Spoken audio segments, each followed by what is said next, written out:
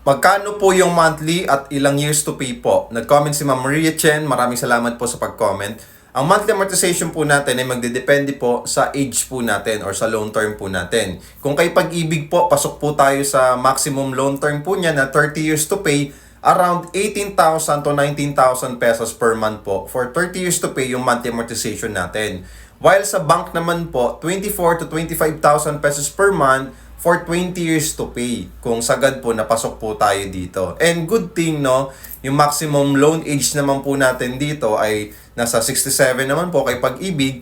Kay bank naman po ay up to 70 years old. So, ilaless lang po natin yung age natin dyan. And then, ayun na po yung magiging maximum loan term natin kay Pag-ibig or kay bangko. At ang maganda po nito, Ma'am Maria Chen, okay, tayo lang po yung pinakamurang condominium na ika-cash out, okay, para makapag-avail ka. Wala ka nang ilalabas dito na down payment or spot down payment. Wala na itong lump sum payment or tinatawag na hidden charges, okay?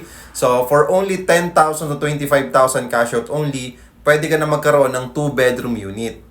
Good news, nakatayo na itong 2-bedroom unit, up to 17 floors lang, mababa lang, mid-rise condominium, malapit sa lahat, like malls, hospitals, commercial establishments, lahat ng needs na kailangan mo, nandito na. Major transportation, napakalapit, okay, walking distance lang at one ride lang halos lahat.